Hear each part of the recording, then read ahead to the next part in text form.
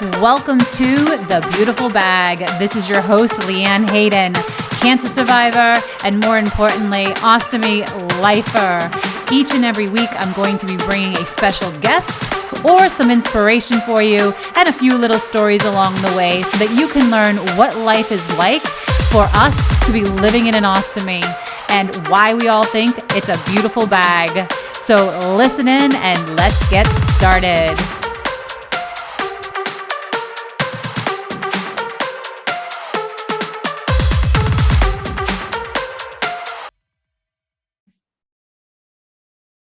These testimonials are representative of my or our experiences, but the exact results and experience will be unique and individual to each person.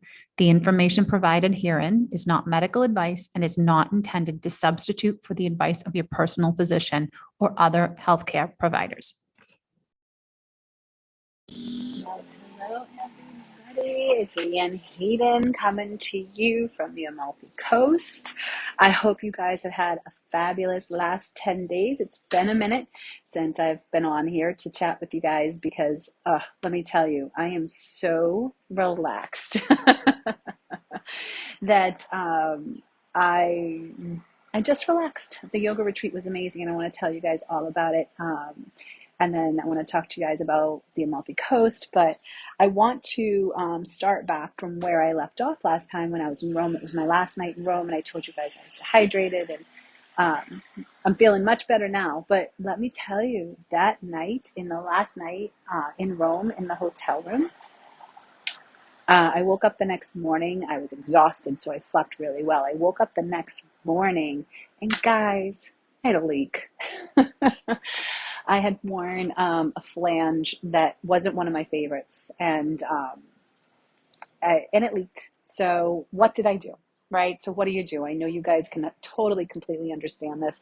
You know, being in a hotel, it was almost, could have been embarrassing, but I decided to not let it be embarrassing. So it was probably about 4:30 in the morning, and I woke up to go to the bathroom, went in the bathroom, looked down, and I was like, no. Everything had leaked through underneath the flange, and I was like, this didn't happen. So then I went and looked in my bed, and of course, you know, the bottom sheet was a mess, and so I'm like, all right, what am I going to do? So I'm just going to clean this up. So I took everything off, jumped in the nice warm shower, cleaned myself off, put a new flange on, put a new bag on. Everything was nice and clean. I said, okay. I didn't wash my face, so I was still tired, but I rinsed off my entire body, and I looked, and I took the bottom sheet off the bed, wrapped it up, put it in a corner, and looked at the top sheet, and the top sheet was clean. So lucky for me, I had the top sheet. It was clean. I just put that down as the bottom sheet, crawled back into bed, put the covers on, and fell back to sleep. So that's what I did. And I know I mentioned it in my stories on Instagram, and a couple of people have asked me, they would have been devastated, especially being in a hotel. But you know what, guys? What are we going to do, right? We can't stop living, and we can't stop traveling. And I don't know if you guys can hear that, but there's a whole ton of motorcycle scooters that go up and down the Amalfi Coast. It's just crazy. Anyways, what are we going to do? Right? We need to continue to live. We need to continue to do the things that we want to do in this lifetime. So we clean it up and we move on. And that's what I did. So then the next morning I woke up, I got on the train. It was 4.5 hours by train from Rome to the Bari Central train station, which is basically, if you're looking at the boot of Italy, Rome is on the west coast, right? And Bari is on the bottom east coast. So Bari is in the heel of the boot. So that's where the yoga retreat was that I was on for 8 days, 7 days, 8 days. Saturday to Saturday. And let me tell you, I needed this yoga retreat. You guys know me. I lift heavy weights. I'm always lifting. Guys, I just needed this vacation, right? I'm always counting calories and counting my macros. I'm always lifting heavy weights. And I always feel like if I'm not lifting weights, I'm really not working out. I had walked a ton in Rome. I think I did about 80,000 steps by the time everything was said and done over 3 days. And I got to this yoga retreat, and it was 2 hours of yoga in the morning and it was very slow flow. So it wasn't like the power yoga or the hot yoga that, that I would do if I was doing it. It was a very slow flow, and it was amazing. It really set you up for the day.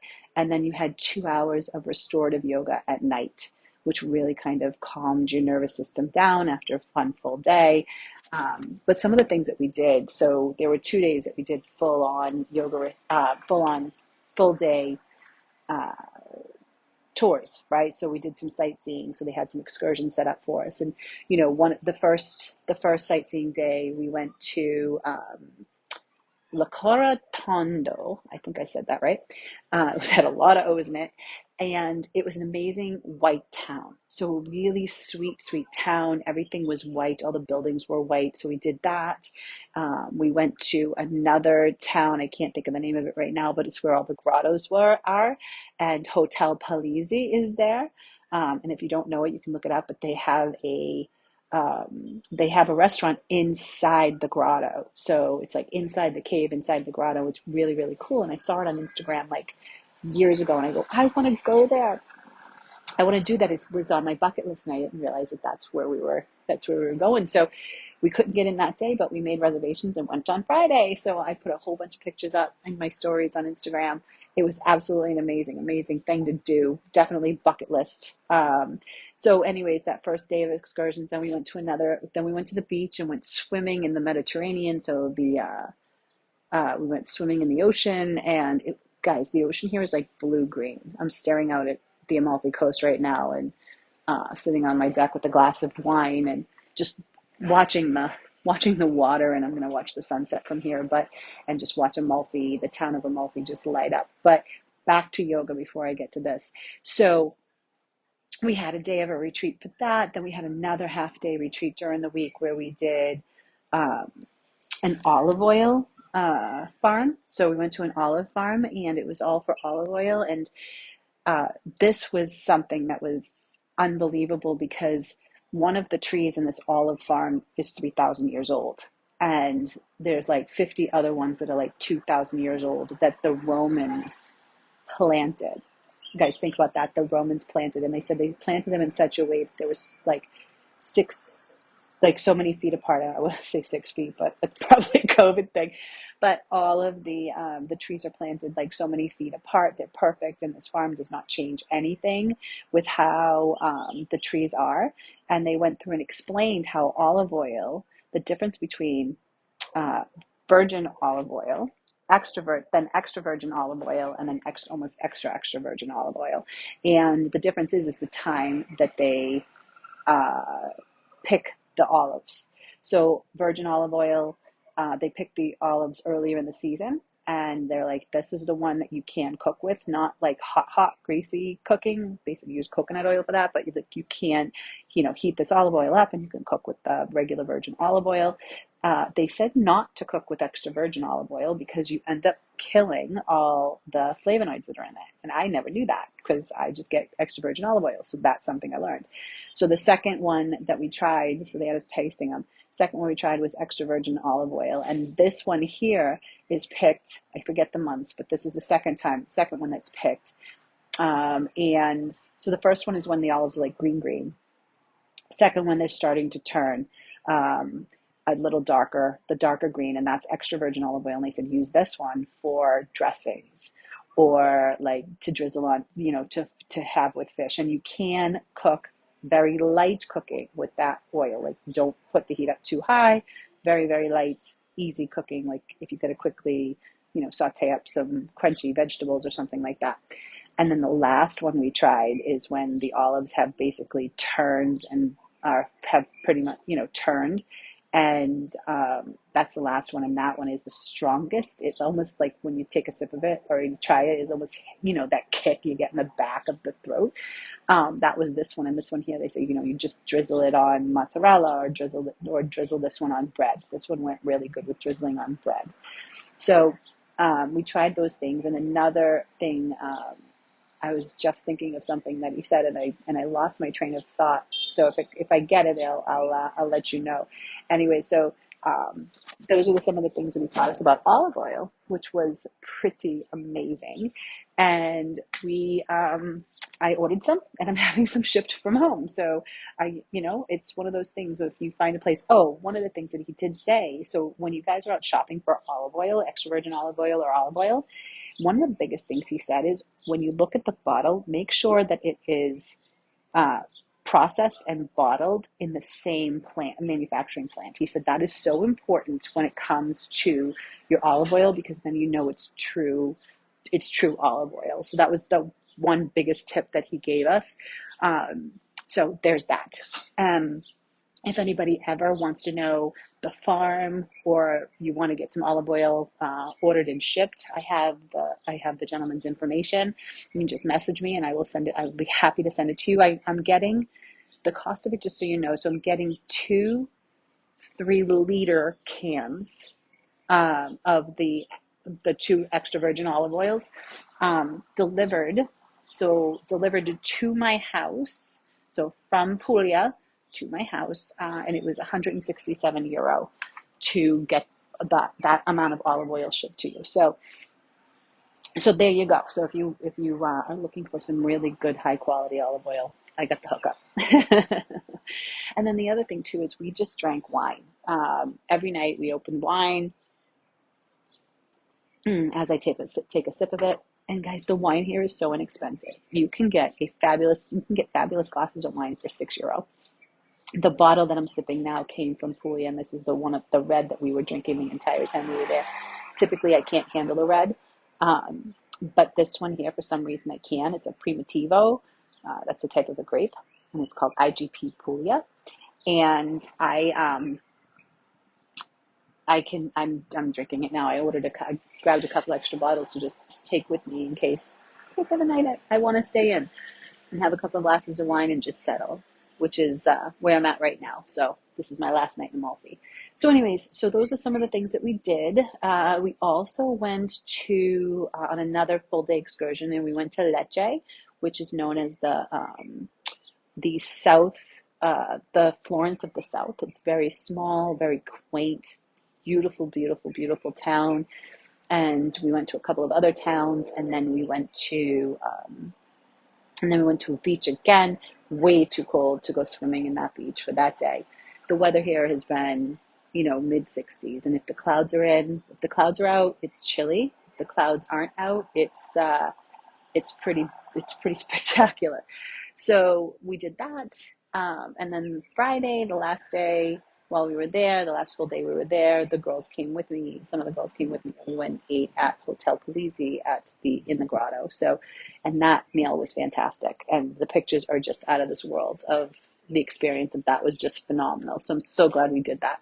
And then Saturday, I got in the train, and took the train from Bari Central to Caserta, and then from Caserta to Salerno, which is along the Amalfi coast, and that's where I'm sitting right now. So people are like, "Where in Amalfi are you going?" And I'm like, "Amalfi," and they're like, "No, but where in the Amalfi coast?" I go, "No, there's actually a town called Amalfi in the Amalfi coast." And that's where I'm sitting right now. I got in late 2 nights ago. The driver who picked me up from the train station was fantastic, guys. He was so fantastic. He told me exactly the local restaurants to eat at. He told me because of limoncello, because lemons are grown in the cliffs of the Amalfi Coast, that they are really, really known for their limoncello. Basically, this is where limoncello came from. They said it's the best in the world, and it's pretty fantastic. I've had it a couple of nights, and then I had to have lemon spaghetti. So it was spaghetti with lemon, which was delicious, out of this world delicious. And then I got up yesterday morning, and I have always carry one extra bag in my purse.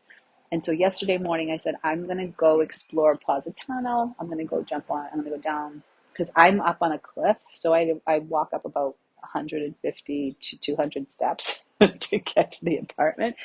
So I'm looking down on the town of Amalfi along the water. Anyways, so I always pack an extra bag, guys, spare bag in my little purse. Even I have a tiny little purse I've been carrying around. So I have my spare bag in my purse, folded up nice and small. And so I walked all the way down the steps, had a cappuccino and a little bit of breakfast, and just walked around because I bought my tickets for my boat ride over to Positano, and my stomach started rumbling, rumbling. I'm like, no, this can't be happening. And when I tell you, it was almost like my body was like, you've had a lot of food, and I'm gonna let it all out right now. So again, you guys can relate. So while I was at the yoga retreat the full week, it was mainly vegetarian food.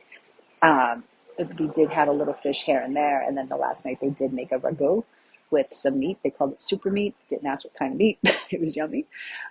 So the last day, I had eaten fish at the hotel, the Grotto. So I had a beautiful lunch, and then I went back when we had dinner that night, and I ate some more. So it was probably the day I ate the most food. Well, let me tell you, yesterday morning, my body was like, oh yeah, we're getting rid of it all. So here I am, getting ready to get on the boat. Bag fills to the top. And it wasn't like liquid, it was solid. So it was definitely my body go, we're getting rid of it all. So, anyways, I find a local bathroom, change, and then I just have one, I change into my spare bag. So I have my spare bag, and in my head, I'm going, this, like, can I get away with taking a boat ride to Positano, which is a 25-minute boat ride, wander around Positano, and then take the boat back? Like, can I do that with having just the one bag? I mean, guys, I've gone I've done a couple of days, like just being a little more constipated, gone a couple of days. So I'm like, you know what? I can handle it. We can try it. What else? Again, what are we going to do? Wasn't going to walk up 200 steps to try and get an extra bag and miss my boat. So I get on the boat, and my stomach rumbles a little more, and some liquid stuff comes out, goes into the bag. I'm like, okay, just a little, not much. I go, all right, body, we'll see what we can do. And I could tell this story because, guys, we talk about poo a lot, right? And you get it. So, anyways, needless to say, my body handled itself. Nothing else happened for the rest of the day. I went to Positano. It was absolutely beautiful. Took the boat back to Amalfi, got on a bus, took a bus up along the Amalfi coast, which is quite a scary thing to do, all the way to the top of the mountain and top of one of the mountains, and it's called Ravello. So I could see the entire, like, look down on all the buildings, look out into the ocean. It was absolutely beautiful. Did that yesterday, and then this morning I decided I wanted to do a full day in Capri. So everybody's like, if you go to Capri, it's a full day. You catch like the 8:45 ferry, and they go along the side. You do a little sightseeing.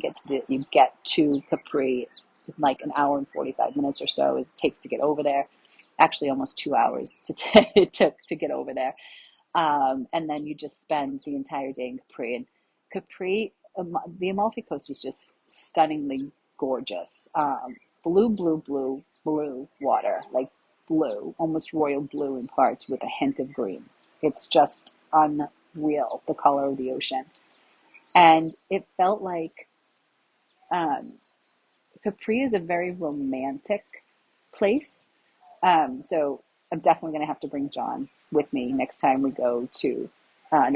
come to Capri, or come to Amalfi Coast. And definitely want to be here with him. I felt a little sad, to be honest, because I'm by myself again. I was with a group of people for the yoga retreat for 8 days, and then I came here and I'm alone here. Um, and and this is definitely a place that you want to be with somebody in. And so there's that. And guys, it just started raining, and I'm looking at the rain. So, anyways, that was my trip. That's what I've done so far. Definitely put Amalfi on your bucket list. Even if you're solo, it's still okay. Like I said, I mean, I did it solo for my very first time, and now I'm sitting back at the apartment. Don't really feel like going out to a restaurant tonight. Uh, I had a beautiful lunch, cooked with salad, filled myself up. So now I'm just going to sit here, watch the rain, drink my wine.